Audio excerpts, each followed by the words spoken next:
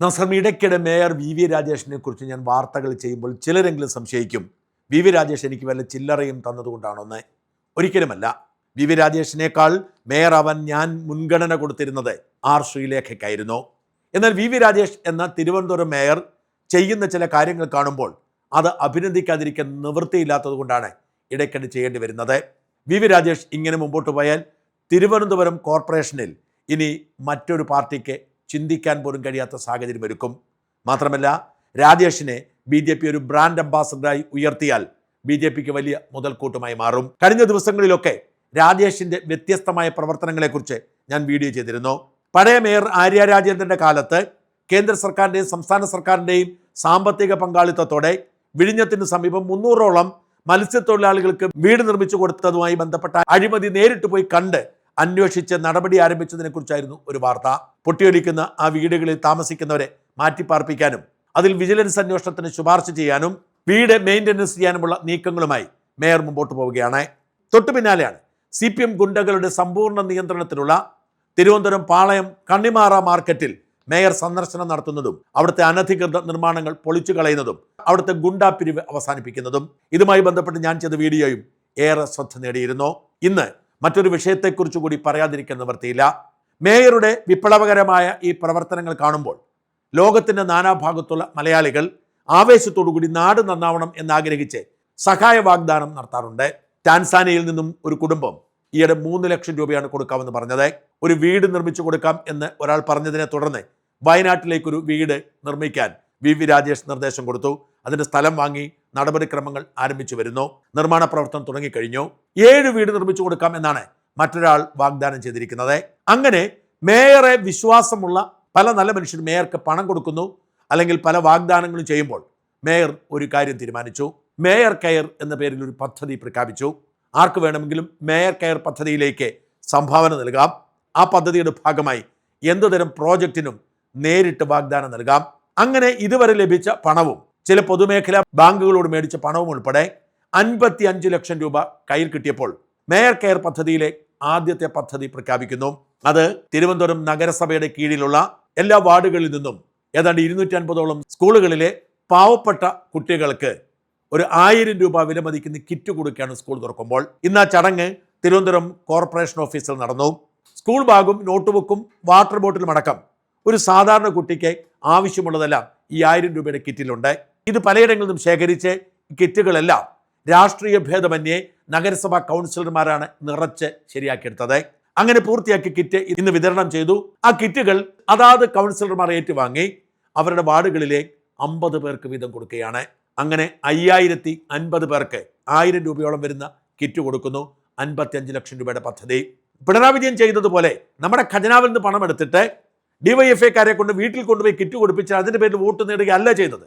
ഒന്ന്, നഗരസഭയുടെ തനത് ഫണ്ടിൽ നിന്നും 1 രൂപ പോലും എടുത്തില്ല. മേയർ ഈ പണം മുഴുവൻ പുറത്തുനിന്ന് കണ്ടെത്തി. ആളുകൾ സംഭാവന വാങ്ങി സ്പോൺസേഴ്സിനെ കണ്ടെത്തി പണം തികച്ചു. 1 രൂപ പോലും നഗരസഭയ്ക്ക് ബാധ്യതയില്ല. അതല്ല, ഈ കുട്ടികളെ തെരഞ്ഞെടുത്തതിനും ഒരു മാനദണ്ഡമുണ്ടാക്കി. അല്ലാതെ CPMകാർ ചെയ്തതുപോലെ സഖാക്കൾക്കല്ല കൊടുത്തത്. വിദ്യാഭ്യാസ വകുപ്പിനോട് ആവശ്യപ്പെട്ടു എല്ലാ സ്കൂളുകളിൽ നിന്നും അർഹതയുള്ള കുട്ടികളെ തെരഞ്ഞെടുത്ത് തരാൻ. വിദ്യാഭ്യാസ വകുപ്പ് അതാത് സ്കൂളുകളിൽ അറിയിക്കുന്നു. ആ സ്കൂളുകളിലെ ഏറ്റവും പാവപ്പെട്ട കുട്ടികളെ വീതം തിരഞ്ഞെടുക്കാൻ. അതുകൊണ്ട് തന്നെ ഈ കിറ്റിന് അർഹത നേടിയത് എല്ലാ പാർട്ടിക്കാരും എല്ലാ സമുദായക്കാരുമുള്ളവരാ, പാവപ്പെട്ടവരാണ് എന്ന മാനദണ്ഡം മാത്രം. അതിൽ ഒരു ഇടപെടലും നഗരസഭയോ BJPയോ നടത്തിയില്ല. മാത്രമല്ല, എല്ലാ വാർഡുകൾക്കും എല്ലാ കൗൺസിലർമാർക്കും ഇത് വിതരണം ചെയ്യാൻ അവകാശം കൊടുത്തു. അത് BJPക്കാരല്ല, അതാതിടങ്ങളിലെ വാർഡ് കൗൺസിലറാണ് വിതരണം ചെയ്യേണ്ടത്. CPMകാരോ കോൺഗ്രസ്സുകാരോ കൗൺസിലറാണെങ്കിൽ അവരാണ് ഇത് കൊടുക്കേണ്ടത്.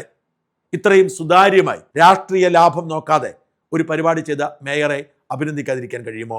ഇത്തരം നല്ല കാര്യങ്ങൾ അഭിനന്ദിച്ചില്ലെങ്കിൽ പിന്നെ എന്തിനാണ് മാധ്യമ പ്രവർത്തനം നടത്തുന്നത്?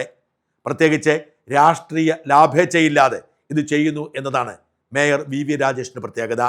ഇങ്ങനെയാണെങ്കിൽ രാജേഷ് തിരുവനന്തപുരം മാത്രമല്ല കേരളം മുഴുവൻ തൂക്കുമെന്ന കാര്യത്തിൽ ഒരു തർക്കവും വേണ്ട.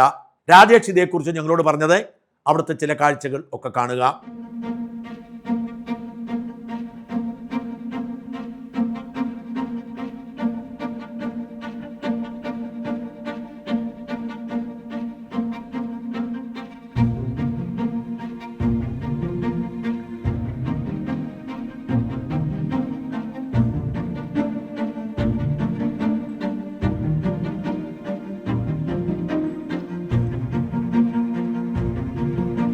ഇത് മേയർ എന്നുള്ള നിലയ്ക്ക് വ്യക്തിപരമായി മേയർ ആയതിനു ശേഷം പരിചയപ്പെട്ട ചില ആൾക്കാർ, അതിനു മുമ്പ് പരിചയമുള്ളവരൊക്കെ തന്നെ കോർപ്പറേഷൻ്റെ പ്രവർത്തനങ്ങൾ കണ്ട് അത് കൂടുതൽ താല്പര്യം തോന്നിയിട്ട് ഞങ്ങൾക്ക് ഇൻവോൾവ് ആകാൻ താല്പര്യമുണ്ട്, ഞങ്ങൾ ഏത് തരത്തിലാണ് ഫണ്ട് ചെയ്യേണ്ടത് സഹായിക്കേണ്ടതെന്ന് ഇങ്ങോട്ട് ചോദിച്ചു. അപ്പോൾ ഫണ്ടെന്നുള്ള നിലയ്ക്ക് നമുക്ക് വേണ്ട, ഓരോ ആവശ്യം ഈ ഘട്ടങ്ങൾ വരുമ്പോഴേക്കും, ഇങ്ങനെയുള്ള ഘട്ടങ്ങൾ വരുമ്പോഴേക്കും നിങ്ങൾ അതിനനുസരിച്ച് സഹായിക്കണമെന്ന് പറഞ്ഞു. അപ്പോൾ അതിന് തയ്യാറായി. ഇപ്പോൾ സ്കൂൾ തുറക്കുന്ന സ്കൂൾ ഓപ്പണിങ്ങാണ് ആദ്യം വരുന്നത്.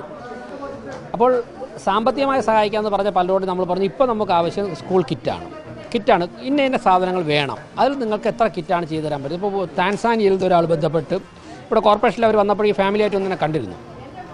അവർ 3 ലക്ഷം രൂപയാണ് തരാമെന്ന് പറഞ്ഞു. അപ്പോൾ നമ്മൾ നിങ്ങൾ 300 കിറ്റ് വാങ്ങിത്തന്നാൽ മതി. അപ്പോൾ അവർ 300 കിറ്റ് അവരാണ് വാങ്ങിത്തരുന്നത്. ചില ബാങ്കുകളുമായിട്ട് സംസാരിച്ചു, അവരുടെ CSR പദ്ധതിയിൽ ഉൾപ്പെടുത്തിയിട്ട് അവരും കിറ്റാണ് നമുക്ക് തരുന്നത്. നമ്മൾ കോർപ്പറേഷനോ ആരും തന്നെ പണം വാങ്ങാറില്ല.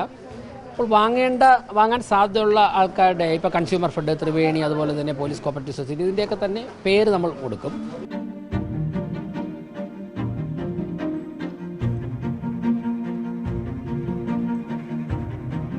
ഇതിൽ ബുക്കുണ്ടാവും. ഒരു ഹൈസ്കൂളിന് 7 കുട്ടികൾക്ക് 7 ബുക്കുണ്ടാകും. പേന, പെൻസിലൊക്കെ ഉണ്ടാവും. അതോടൊപ്പം തന്നെ സ്റ്റീൽ വാട്ടർ ബോട്ടിലുണ്ടാവും. പിന്നെ കുടയുണ്ടാവും. ചെറിയ ക്ലാസ്സിലെ കുട്ടികൾക്ക്, LP സ്കൂളിലെ കുട്ടികൾക്ക് അതിൽ ടിഫിൻ ബോക്സ് ഉൾപ്പെടെ ഉണ്ടാവും. പിന്നെ ഇൻസ്ട്രുമെൻറ്റ് ബോക്സ് ഉണ്ട്. ഇതെങ്ങനെ ഓരോ വാർഡുകളിലാണ്, എങ്ങനെയാണ് കുട്ടികൾ എങ്ങനെയാണ് തിരഞ്ഞെടുക്കുന്നത്, അങ്ങനെ എന്തെങ്കിലും? DDOട്, ഡെപ്യൂട്ടി ഡയറക്ടറോട് ഞങ്ങൾ പറഞ്ഞു. അപ്പോൾ വിദ്യാഭ്യാസ വകുപ്പ് ഒരു വാർഡിൽ നിന്ന് 50 കുട്ടികളുടെ ലിസ്റ്റ് തരാൻ പറഞ്ഞു. അങ്ങനെ 101 വാർഡുകളിലായിട്ട് 5080 കുട്ടികളുടെ ലിസ്റ്റ് തരാൻ പറഞ്ഞു. വിദ്യാഭ്യാസ വകുപ്പാണ് ലിസ്റ്റ് തരുന്നത്. അതിനനുസരിച്ച് ഞങ്ങൾ വിതരണം ചെയ്യും. പിന്നെ കൗൺസിലർമാർ വാർഡിൽ പോയി ഇത് നൽകണമെന്നാണ് ആലോചിച്ചിട്ടുള്ളത്. വരും ദിവസങ്ങളിലും ഇത്തരത്തിലുള്ള പദ്ധതികൾ പ്ലാൻ ചെയ്യുന്നുണ്ട്? തീർച്ചയായിട്ടും ഈ പദ്ധതി ഞങ്ങൾ നാളെ ആലോചിച്ചിട്ട് പദ്ധതിക്ക് ഒരു പേരൊക്കെ വരുന്നുണ്ട് അടുത്ത ദിവസങ്ങളിൽ. അതിനുശേഷം സമൂഹത്തിൽ ഓരോ ഘട്ടത്തിലും ഓരോ ആവശ്യം വരുമ്പോഴേക്ക് ഞങ്ങൾ അതിനനുസരിച്ച് സഹായിക്കാൻ തയ്യാറുള്ളവരുടെ കയ്യിൽ നിന്നും പരമാവധി ആ ഉൽപ്പന്നമായിട്ട് തന്നെ വാങ്ങിക്കൊണ്ട് ജനങ്ങളെ സഹായിക്കുന്ന ഒരു നടപടിയുണ്ട്. നിരവധി പേർ കോർപ്പറേഷൻ്റെ പ്രവർത്തനം കണ്ടിട്ട് ഇതിൽ ഇൻവോൾവ് ആകുവാനും ഞങ്ങളെ സഹായിക്കുവാനും തയ്യാറായി വരുന്നുണ്ട്. അപ്പോൾ അതിനെയൊക്കെ തന്നെ ഏത് തരത്തിൽ ജനങ്ങൾക്ക് നമ്മൾ അതിന് തയ്യാറായില്ലെങ്കിൽ ഇത് ലാപ്സായി പോകും. അവർക്ക് യൂട്ടിലൈസ് ചെയ്യാനായിട്ട് ഒരു മനസ്സുണ്ട്, പക്ഷേ നമ്മളതിന് തയ്യാറാണല്ലോ. അപ്പോൾ ഏത് തരത്തിൽ പ്രയോജനപ്പെടുത്തണമെന്ന് ഞങ്ങൾ ആലോചിക്കും. വരുന്ന വർഷങ്ങളിലും ഈ വർഷത്തിൽ തന്നെ ഇനി ഒരുപാട് പേര് തയ്യാറായി നിൽപ്പുണ്ട്.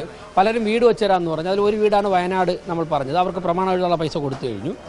അങ്ങനെ വരുന്നവരെ കൊണ്ടൊക്കെ, വലിയ കാര്യങ്ങൾ ചെയ്യാൻ തയ്യാറായി വരുന്നവരെ കൊണ്ടൊക്കെ വീട് കൊടുക്കുക, അങ്ങനെയുള്ള കാര്യങ്ങൾ ചെയ്യും. ചെറിയ കാര്യങ്ങൾ കോൺട്രിബ്യൂട്ട് ചെയ്യാൻ പറ്റുന്നവരെ കൊണ്ട് അങ്ങനെയുള്ള ചെയ്യിക്കും. അങ്ങനെ ഒരു വർഷം മുഴുവൻ നീണ്ടു നിൽക്കുന്ന പദ്ധതികളാണ് ആലോചിക്കുന്നത്.